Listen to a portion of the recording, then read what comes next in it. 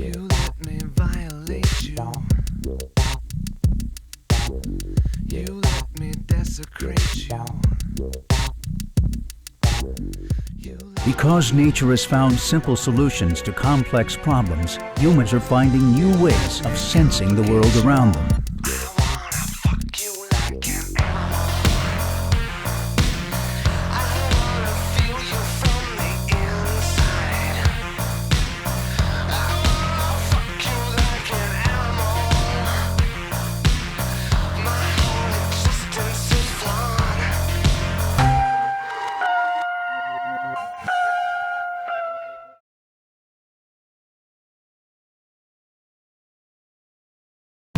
Rhinoceros are some of the most endangered species in the world. They're poached for their horns, which have been used primarily in Asian countries as a traditional medicine and status symbol. George Bonacy and Matthew Marcus, co-founders of Pembian, believe they can save the rhino with their 3D printed horns. This is a 3D printed rhinoceros horn that would be virtually identical to a real rhino horn? Exactly. Their horns go for $60,000 a kilogram. So this is more expensive than cocaine? Exactly, yes. So how do you actually 3D print a rhino horn? So our goal was to first start with a powder that was identical to the real thing, and we combined inorganics, metals, minerals, as well as other proteins. And we also incorporated real rhino DNA into it as well. And then from there we were thinking, how can we get this into chunks and then eventually bigger and bigger shapes that will resemble a real rhino horn? And we ended up kind of designing our own 3D printer, using our powder to really build up an actual horn. So are you saying that your 3D printed horn is virtually the same as a real horn in shape, size, structure? Yes, yes. I took it to a lab and had them test it. It would come back as rhino horn. Or we did a DNA test, it would come back as from a rhino. And how do you guys plan to get this onto the market? So we're planning on going through partnerships with existing companies, both supplement companies, cosmetics companies. A lot of the poachers in Africa that are doing the killing, they're doing it because they're very poor, and killing one rhino would feed your family for years potentially. So one idea we've had would be giving it to them or selling it to them at a large discount so they can then sell it through the black market channels. They still make a living for their family. The end user still gets it, it's pure, but the rhinos get to survive. There are those critics out there who have said that this might actually do more harm than good. It's a noble idea, but it might actually legitimize this idea that it is an actual medicine or increase demand for it. If we can basically fill the supply with an identical product at a cheaper price, it's going to decrease the price for the product, and therefore there's going to be less incentive to poach. Why would you risk your life and go and kill a rhino and make a species extinct when you can go buy it from a store for 1/10 the price? Just going over to Vietnam and telling people to stop doing it, that alone is not going to help. You also need an alternative. It would be like if someone came to the United States and said, cutting down Christmas trees at Christmas time is stupid, like there's no purpose. Rhino horn is really just a traditional thing you do. It's pretty incredible that this technology can allow you to do this. This probably would not have been possible 5-10 years ago. How much of a game changer do you think this will be?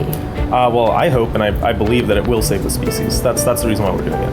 I think now is probably the time to give it a try no matter what. And really, it might be their only hope. Tôi sử dụng Essence Rhino Horn, một sản phẩm tinh khiết, an toàn, dễ thích ứng với cơ thể và là một sản phẩm mang tính nhân đạo hơn những chiếc sừng tê giác đang được lưu hành bất hợp pháp. Essence Rhino Horn không đến từ Trung Quốc hay châu Phi mà đến từ vùng đất nguyên sơ tại Tây Bắc Thái Bình Dương ở Hoa Kỳ, nơi các dưỡng chất tin cậy.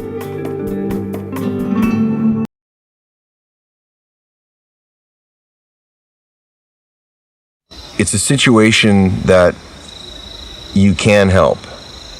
When this was presented to me some months ago, I took about 3 seconds because I just realized that I could do something, and we can all do something.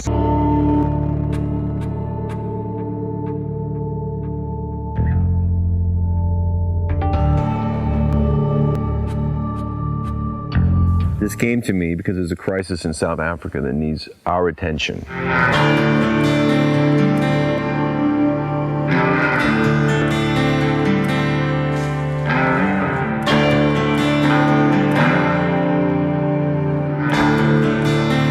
One rhino was poached every 9 hours.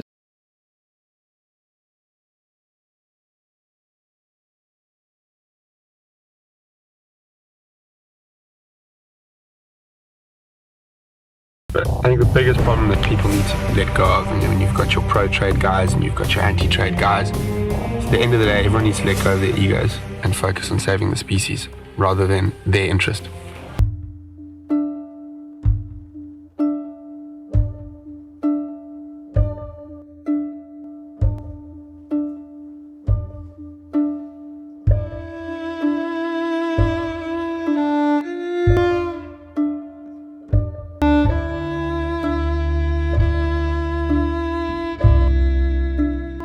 Horn of a rhino is the same as your fingernail, sort of keratin.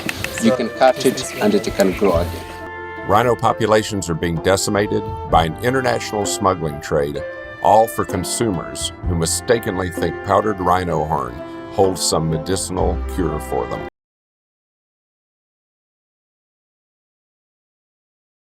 Melanophila beetles lay their eggs in trees that have been freshly killed by fire. How does a tiny bug detect a fire? These firebugs have smoke detectors in their antennae. They can sniff out chemicals given off by burnt pine in concentrations as low as a few parts per billion. Tucked in the armpits of the beetle's middle legs are infrared detectors that can sense flames from 50 miles or 80 kilometers away. No wonder researchers are looking at the beetle for new ways to make heat and smoke detectors in the fight against fires.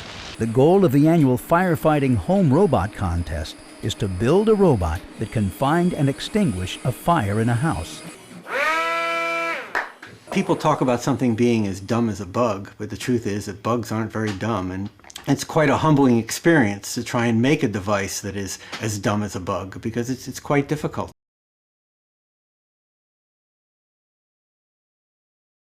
Go outside, look at any leaf, and what you're seeing is the world's best water distribution network. Inspired by naturally occurring carbon structures, manufactured carbon nanotubes are some of the strongest materials known to man. NOAA's Coral Reef Conservation Program says many fish are dependent on corals to forage and raise young, and they're working to replenish damaged areas with coral grown in off-site nurseries. Years later, the Italian inventor is using it to create large-scale replicas of reefs and seabeds. Layer by layer, that's what Dini's trying to do with his 3D printer, one of the largest in the world, carefully replicating complex natural shapes nearly impossible to produce by hand.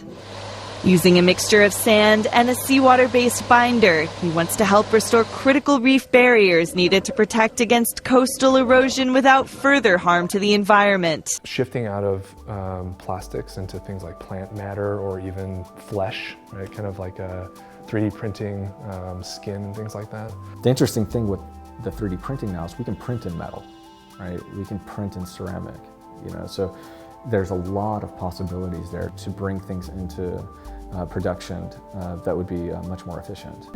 We're very interested in parametric modeling and writing code and all these different forms of representation that we now have access to. But at the end of the day, we want to make things. We want to have tangible output that will affect the world that we live in. The primary way in which it helps our customers, or how customers can benefit, is by simplifying and reducing the cost of trialing hundreds and hundreds of different designs physically. Imaging in the neurosciences, where we can actually look at brain cell structure, we can look at neurons firing, we can observe learning processes. Being able to image deeper within specimens has enabled new techniques, particularly in applications like cancer research. The laser beam gets scattered back by random particles in the atmosphere and generates a speckle pattern back at the receiver.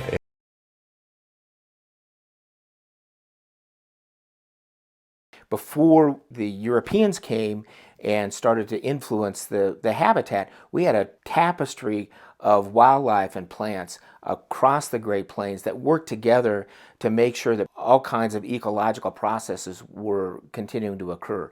In the absence of bison, that large grazer is gone. We have become blind to the vastness of nature's wisdom. Instead of adjusting our needs to live in harmony with the earth, we've changed the earth to suit our needs.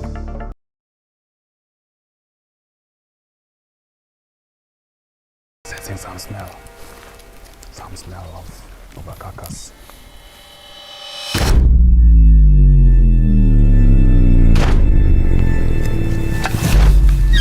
Poaching, I don't think it's ever been worse. What we're doing is giving some elephants another chance of life, so that hopefully when things improve for elephants worldwide, there'll still be some left. If we do not stop poaching now, it should be even less than 10 years. We won't be able to see these elephants alive. They will all be gone. Have a choice. We will either be witness or solution to an unfolding ecological disaster. In the last few years, more elephants have been killed in Africa for their ivory tusks than ever before. This surge in poaching is the result of a new upswing in demand for ivory products, mostly from China, where members of the new middle class think nothing of filling their knick-knack shelves with ivory statuettes, or where that ivory came from. And you know, if you buy a piece of ivory, you've killed an elephant. The lure of this new Chinese money has brought the illegal ivory trade back to East Africa's wildlife habitats full bore, and turned otherwise regular stand-up Kenyans into elephant murderers. Fighting the illegal animal trade has become a greater priority for the U.S. The State Department now refers to wildlife trafficking as a national security crisis. Many people living around the game parks and reserves of northern Kenya are faced with the choice of making money in the illegal ivory trade or making no money at all. And the skyrocketing numbers of dead elephants show which way the average Kenyan is swinging. Most of these communities are firmly impoverished, and the money to be gained from poaching is often too tempting to resist.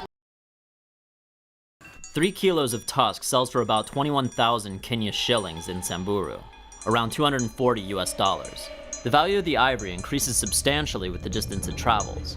The same tusk that costs $240 in northern Kenya sells for more than $2,000 in China. It's not Africans buying ivory, it's wealthy people buying ivory. And wealthy people buying Africa's ivory is turning good people into bad people.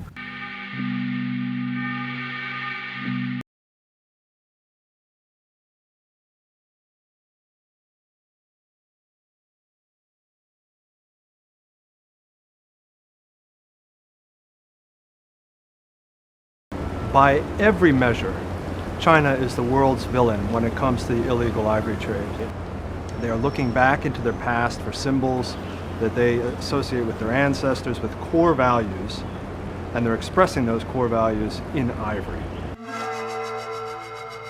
Ivory has been prized in China for over 2,000 years as a status symbol, perfect for depicting religious figures, a material like no other. Given the circumstances today.